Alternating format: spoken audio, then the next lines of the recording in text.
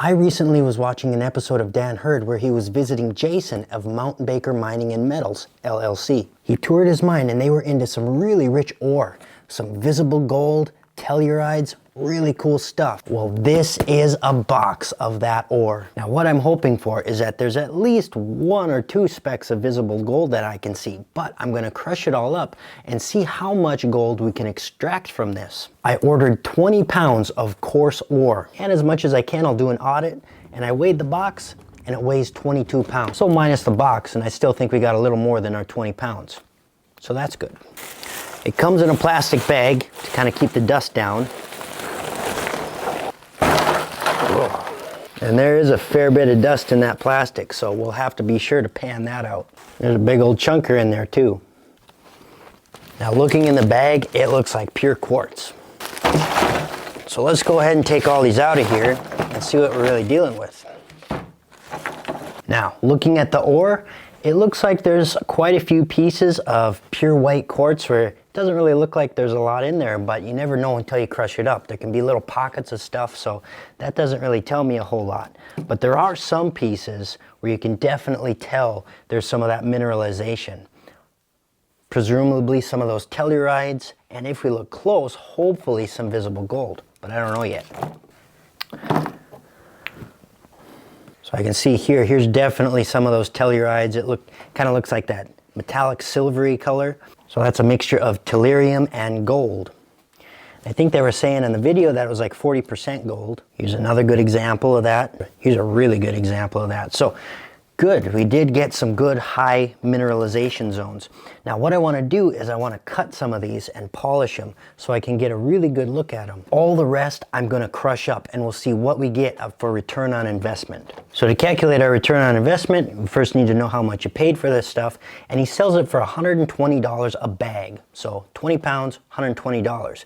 But then it's $29 shipping. Road improvement and delivery fee, 50 cents. I didn't even know that was a thing. And tax, $12.51. So the total for this 20-pound bag was $167.01. So I'm doubting we're actually going to get that much gold out of this, but the fact that you can see hard rock samples of gold, there's some value in that too. So I'm not going to be like, this is all about the money. No. There's a novelty to just studying this ore. I understand that. So next up, let's select a few pieces and cut them in half. So these pieces are pretty dusty, it's hard to see, but when I wash them off, it's a lot more visible to see kind of what's going on in there. And there's a really nice nodule right in this one. I think I see some visible gold right there. Now you know why they call us rock lickers. Rocks look completely different wet than they do dry. So in the field you get a rock like this, you lick it, and that'll give you a much better look at it. But ore's kind of toxic, so probably not a good idea. I've never seen a telluride before. I would look at it and say sulfides, and that's kind of what I understand about tellurides. They're really, really hard to distinguish. You have to have them analyzed to really know if they're tellurides or not. But I've been told that that's what these are, so that's really cool. Now I got this rock fastened in there, so it shouldn't wobble at all. And I just drive it through the slide. So that should give me a nice smooth cut.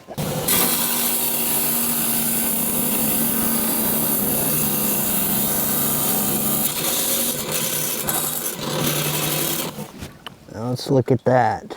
So this rock has kind of a fracture in it. It kind of broke apart on me. That's okay. If I can't slab it out, I can still crush it. That's pretty cool. It doesn't really have the metallic luster that I thought it might. Kind of looks like a gray rock. But when I polish it, maybe that'll change a bit. Let's try this piece now. There's a whole bunch of goody stuff in there.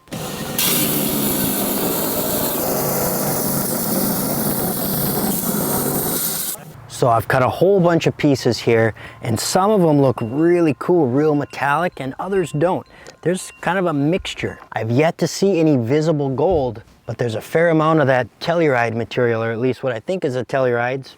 To me, it looks like sulfides.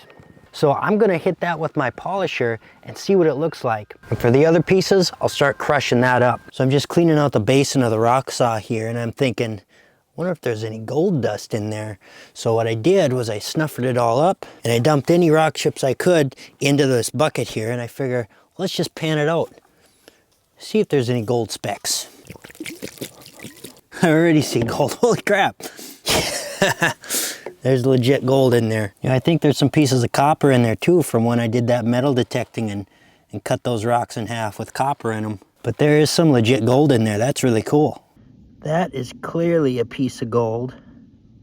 That actually may have been left in my snuffer because that looks like it's rounded river gold. That looks like a piece of copper to me. There's a couple of copper pieces from a previous cut. That's a piece of gold. So that's kind of interesting. There is some gold in there, but I guess I'm not sure where it came from. My snuffer might have been contaminated.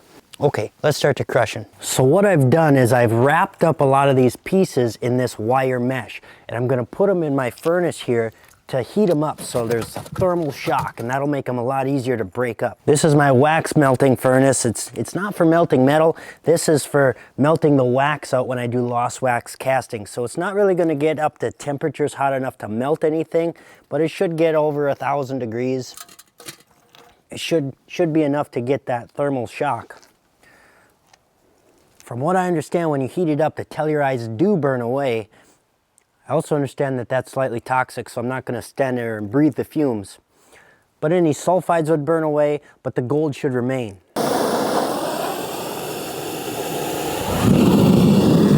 Well, that fine mesh is not going to last. That's oxidizing right away.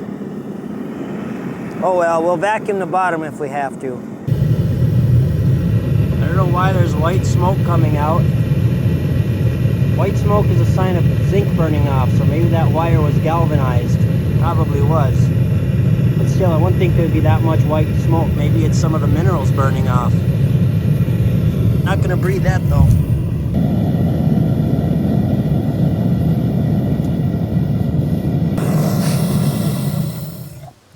I let the rocks get red hot, and I think that's all the hotter they need to be. I don't need to melt it, so I'm just gonna let it sit there and cool. Then we'll go crush them up. I actually did melt that metal a little bit. I did not intend to do that. But that's all fractured. Look, it's just crumbling in my fingers there. That'll be way easier to crush. But now I've contaminated it with steel. Look at that. That burner's pretty hot. So I got all my rocks back in the gunny sack. And when I look at them, like, a lot of these white pieces of quartz, they really look barren. Like, there's just not a lot that I can see. I don't see any visible gold, but there's all these spots that are like charred, like burned up a bit. And now those are either the sulfides or the tellurides that were burning off. And I kind of think that's what the white smoke was. Maybe the sulfides burning off. I don't know, but we're gonna take these and crush them up in my homemade stamp mill here and do a fine powder.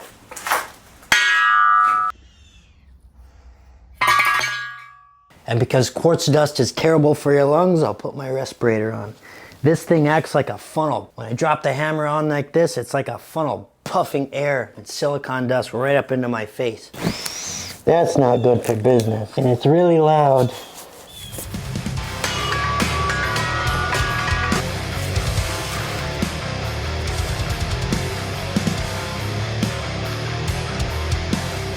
So this stamp mill is really good at getting it down to about this gravel size, and there's a lot of fine powder in there.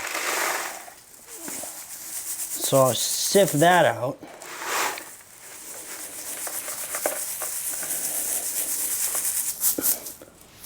And then all these pieces will have to be run through it again.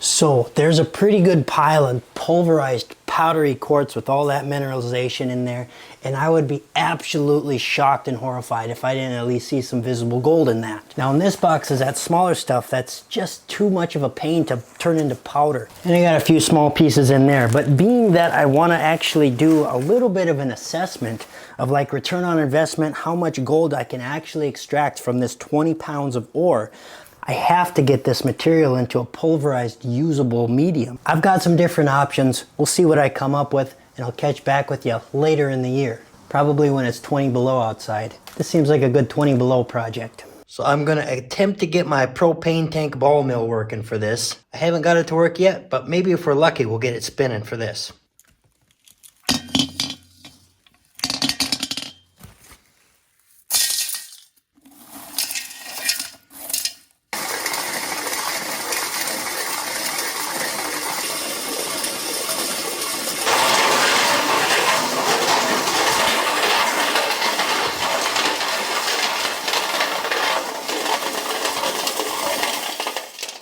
So that's been in there for 20 minutes. This is incredibly dusty. I tried to put a little gasket on this. That's torn open and it's dusting again. But I want to see what kind of shape the rock is in just that 20 minutes. There's an incredibly fine powder falling out of it, which is good, I guess. It means it's working. I will have to figure out how to make a good gasket though. I'm just so happy I finally got the ball mill to work. Now I can just put rocks in there and set it and forget it. It's like creating some kind of magnetism.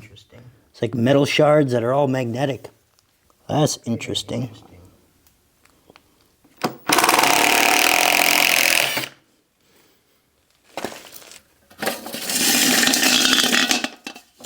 And in just 20 minutes, that is a very fine powder. That didn't take nearly as long as I thought it might. The bigger pieces aren't taken care of, but the smaller pieces are gone. However, there's a lot of it that spilled out. So here's all the material, all pulverized into dust. Now Jason sells bags of it all ground up the way he does at his mine. So I went a lot harder way of going about getting it like this. But I wanted to see those specimen pieces. And I am really impressed with how well the ball mill did. This is literally like flour. It is so fine. The stuff I did with the stamp mill is definitely more coarse. But before I process it, I'm gonna run it through my kitchen strainers and get some different sizes. But I think it's good to kind of have some more coarse because in theory, there might be some coarser gold in here. I mean, a guy can hope anyway. So let's classify it and then we'll get to processing it.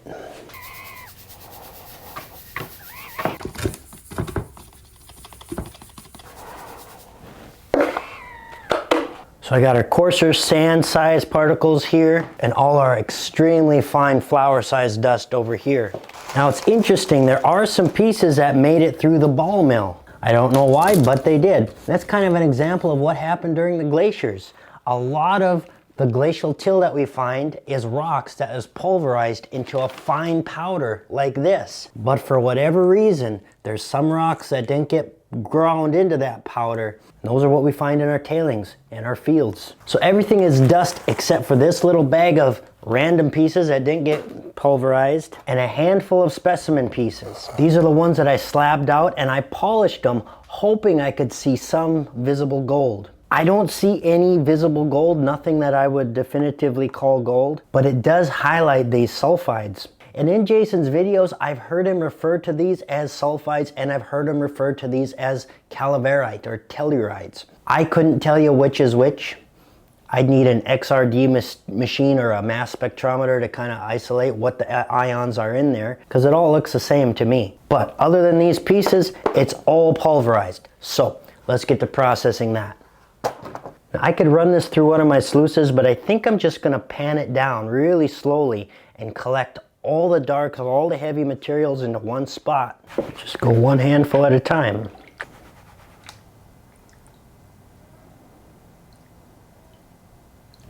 And the heavier pieces here, the heavier black pieces, that's going to be the tellurides or sulfides. And if it's calaverite, that's 40% gold by weight. Now that's something I can save and maybe experiment with smelting and use a kilpel to get the gold out. But that's going to need some steps other than panning to actually see any gold. And there are a few chunky pieces in there. There's two chunky pieces right there. And a bigger one right there. You can see how angular that is. And I can feel it. It's not flat like the typical glacial gold I find. Pretty cool. But for now, I'm going to switch over to the fine gold.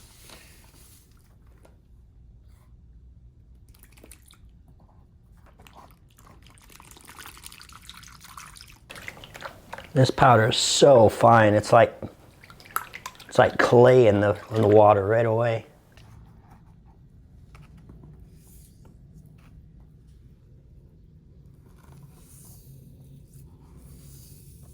It's so fine it doesn't want to absorb the water.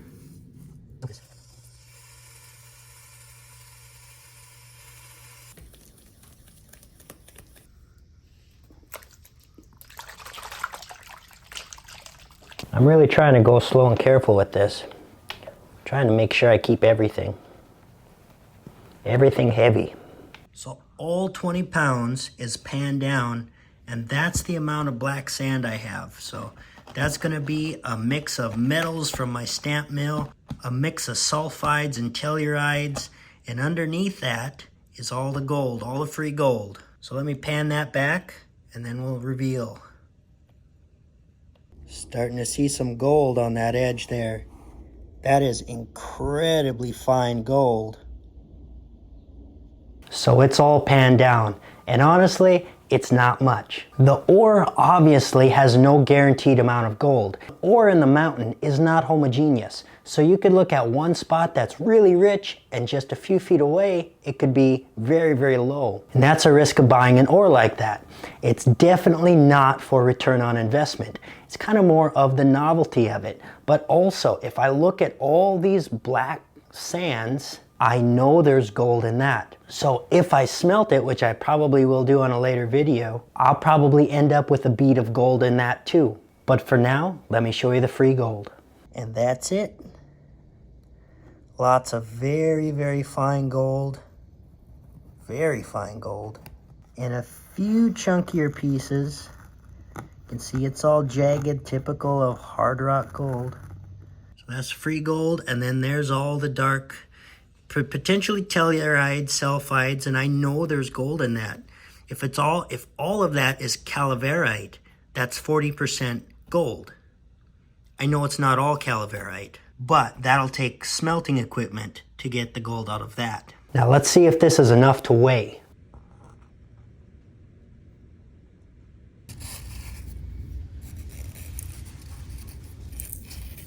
0.080. So at today's prices, that amount of gold is about $10 worth. I paid what, $160 something? So the return on investment based on free gold, it's not great. Now to be fair, I took the highest grade pieces and slabbed those out with some polish. I'll post some of these on my website to sell to try to recoup the cost. And then you can have a little piece of it yourself if you want. Honestly, I was hoping for better results. And if I go through with the smelting process, I'm sure I can get more gold with this. So this tally will grow. And I think that's one of the reasons for buying ore like this. One, you get a chance for specimen gold.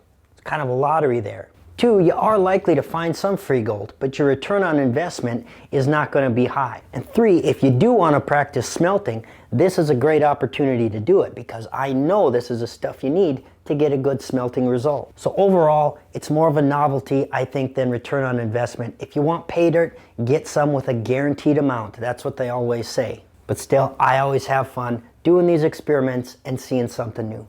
So thank you guys for coming along. Come on back for the next one. Bye-bye.